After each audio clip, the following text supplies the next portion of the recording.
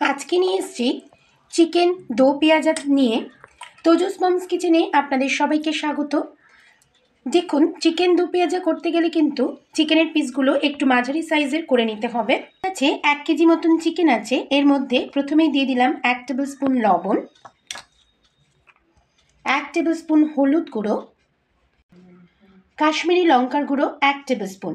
কাশ্মীরি লঙ্কার গুঁড়োটা সুন্দর কালার হওয়ার জন্য দিয়ে এর মধ্যে দিয়ে দেব 1/2 টেবিল স্পুন রিফাইন অয়েল বা সাদা তেল দিয়ে এটাকে আমরা কিন্তু দেখুন সাদা তেল বা হোয়াইট অয়েল দিয়ে ভালো করে সমস্ত জিনিসটাকে ম্যারিনেট করে রেখে দেব। খুব সুন্দর করে কিন্তু আমাদের এই চিকেনের গায়ে সমস্ত উপকরণগুলো মাখিয়ে নিতে হবে।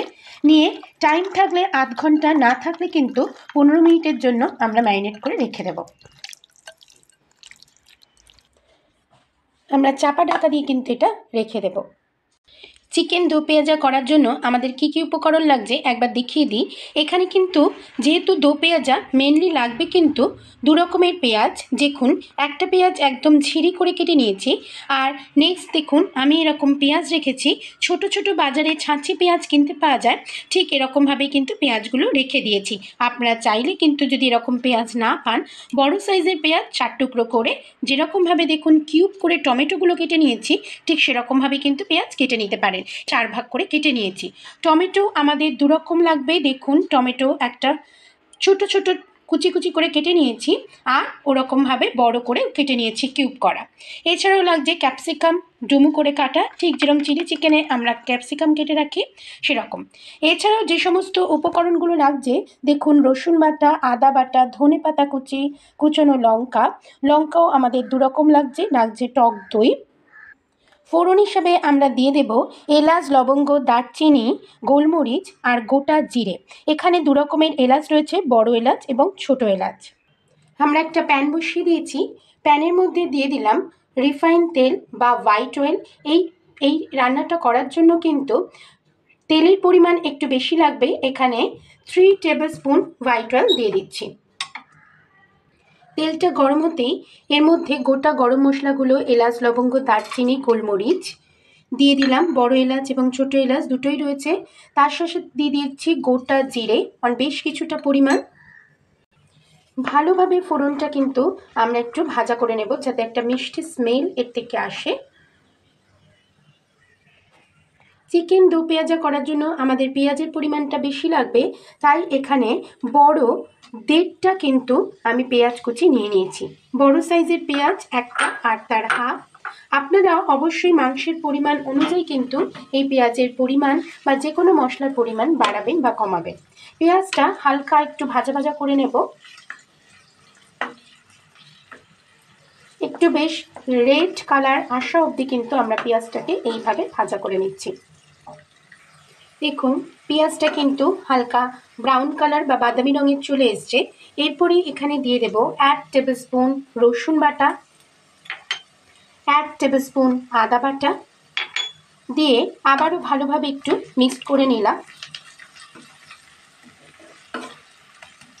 আদা রসুন বাটা বা যে কোনো মশলা কিন্তু আমি আমার মাংসের 1 কেজি পরিমাণ অনুযায়ী দিচ্ছি।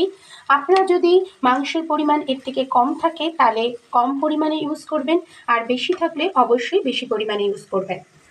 এরপরেই এখানে দিয়ে দেব যে টমেটোটা খুব সুন্দর করে কুচি করে রেখেছি। এখানে একটা বড় সাইজের গোটা টমেটো কুচি করে রেখেছি।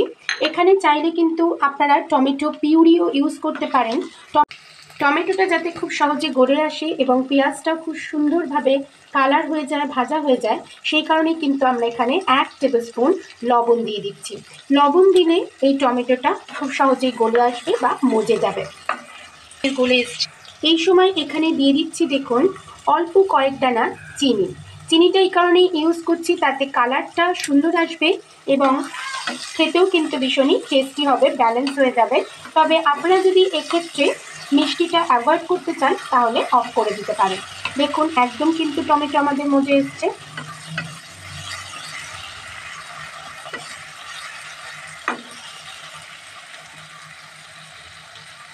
এবার দেখুন, ম্যারিনেট করা চিকেনটা আমরা এখানে সম্পূর্ণ ঢেলে দেব। এইখানে কিন্তু লবণ, হলুদ আর কাশ্মীরি লঙ্কার গুঁড়ো আর হোয়াইট অয়েল দিয়ে কিন্তু এটা ম্যারিনেট করা রয়েছে। খুব ভালোভাবে এটা কিন্তু মিশিয়ে নেব এবং ততক্ষণই আমরা এটা বেশ ভাজা ভাজা করে নেব যতক্ষণ না মাংস একটা সুন্দর কালার চলে আসে। দেখুন চিকেনটা কিন্তু আমাদের একটু ভাজা ভাজা হয়ে এসছে এবং এর থেকে কিন্তু জলও বেরিয়েছে। না ঢাকা অবস্থাতেই কিন্তু আমি হাই ফ্লেমে এরমভাবে চিকেনটাকে ভেজে নিয়েছি। এরপর একে একে এর মধ্যে দেব কুচি করে রাখা লঙ্কা, দিয়ে দেব জিরে গুঁড়ো 1 টেবিল স্পুন, 1 টেবিল স্পুন ধনে গুঁড়ো, কাশ্মীরি লঙ্কার গুঁড়ো 1 টেবিল স্পুন। আপনারা চাইলে কিন্তু এখানে লাল লঙ্কার গুঁড়ো ইউজ করতে পারেন, আমি ইউজ করছি না। 1 টেবিল স্পুন হলুদ গুঁড়ো। সমস্ত উপকরণগুলো দিয়ে আবারও ভালোভাবে কিন্তু মিশিয়ে নেব। খুব ভালোভাবে কিন্তু মিক্সড করে নিতে হবে। আর এখানে যেহেতু জল পড়ছে না, আমাদের সমস্তটা কিন্তু কষানোর উপরেই ডিপেন্ড করছে। খুব ভালো করে মাংসটাকে এইভাবে মশলার সাথে মিক্সড করে নিয়ে আমরা 5 মিনিটের মতন চাপা ঢাকা দিয়ে রাখবো। টক দইটা কিন্তু একদম দানা থাকলে হবে না, এরকমভাবে ভালোভাবে মিক্সড করে নিতে হবে। আর অবশ্যই ফ্রিজের টক দই ইউজ করবেন না, নর্মাল অবস্থায় কিন্তু টক দইটা আমাদের নিতে হবে। আমরা চাপা ঢাকাটা তুলে নিলাম। দেখুন মাংস থেকে কি পরিমাণ জল বেরিয়েছে। আমরা কিন্তু এখনো অবধি একটু জল ইউজ করিনি। এই রান্নাটায় একদমই কিন্তু জল খুবই কম ইউজ হবে যদি প্রয়োজন হয়। এরকমভাবে টমেটো, পেঁয়াজ আর টক দই থেকেই কিন্তু আমাদের জলটা বেরিয়ে যাবে এবং তার থেকে কিন্তু আমাদের এরকমভাবে সিদ্ধ হবে। এরপরে এর মধ্যে দিয়ে দেব ফেটিয়ে রাখা টক দই। টক দইটা দিয়ে আমাদের কিন্তু ভালোভাবে মিক্স করা হয়ে গেছে। কি সুন্দর কালার এসছে দেখুন। আবারও কিন্তু আমরা 2-3 মিনিটের জন্য চাপা ঢাকা দিয়ে দিচ্ছি। দেখুন চাপা ঢাকা তুলে দেব। দইটা দিয়ে ভালোভাবে আমরা কিন্তু কষিয়ে নিয়েছি। দেখুন মাংসগুলো কিন্তু একদম প্রায় হাফ ডান করে সিদ্ধ হয়ে গেছে খুব সুন্দর এবং এর থেকে কিন্তু জল ছেড়েছে। আমরা এখনো অবধি কোনো জল ইউজ করিনি। এখন আমরা এটা একটু একপাশে হতে দেব বা শিফট করে রাখবো। এবার দেখুন আরেকটা প্যান বসিয়ে দিয়েছি। এর মধ্যে বেশ কিছুটা পরিমাণ white oil, 1 tablespoon white oil আর 1 টেবিল স্পুন মতন বাটার দিয়ে দিচ্ছি। এক্ষেত্রে কিন্তু আপনারা বাটারের বদলে শুধু হোয়াইট অয়েল দিয়ে করতে পারেন বা শুধু ঘিতেও করতে পারেন বা দুটো রকম মিক্সড করেও আমার মতন করতে পারেন। বাটারটা কিন্তু সুন্দরভাবে মেল্ট হতে দেব।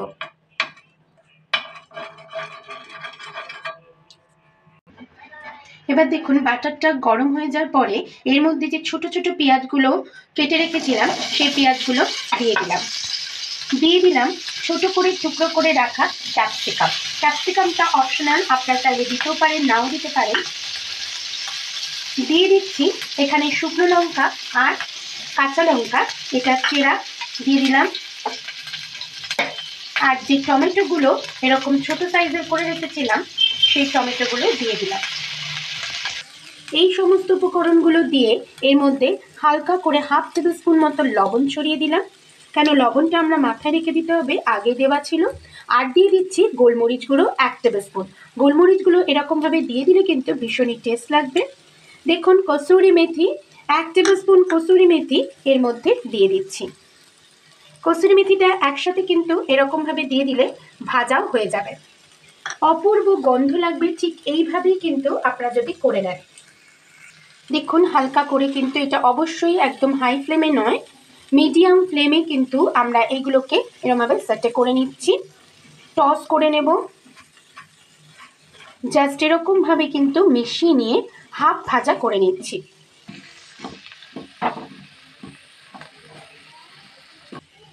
দেখুন টস করে রাখা ক্যাপসিকাম, টমেটো আর পেঁয়াজগুলো যেগুলো বাটার দিয়ে ভেজে রেখেছিলাম সেইগুলো এই চিকেনটার মধ্যে দিয়ে দিচ্ছি। এটাই কিন্তু দো পেঁয়াজার মেন জিনিস, অপূর্ব লাগবে এই দো পেঁয়াজার এরকমভাবে লাস্টে দিয়ে দিলে। সমস্ত কিছু কিন্তু খুব ভালোভাবে হালকা হাতে এরকমভাবে মিক্সড করে নেব। এই যে ছোট ছোট বেবি টমেটো এবং বেবি পেঁয়াজগুলো কিন্তু খুব সুন্দরভাবে সিদ্ধ হয়ে যাবে একদম মাংসের মধ্যে।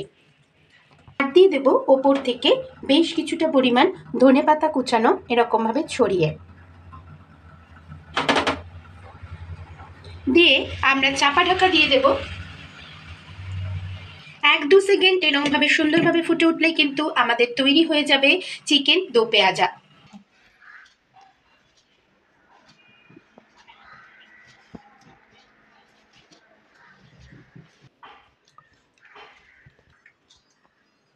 চিকেন দো পেঁয়াজার রেসিপি কিন্তু একদম রেডি হয়ে গেছে। দেখুন কেমন লাগলো এই রেসিপিটা। অনেক সহজেই কিন্তু বাড়িতেই রেস্টুরেন্ট স্টাইলে চিকেন দো পেঁয়াজা করে নেওয়া যায়।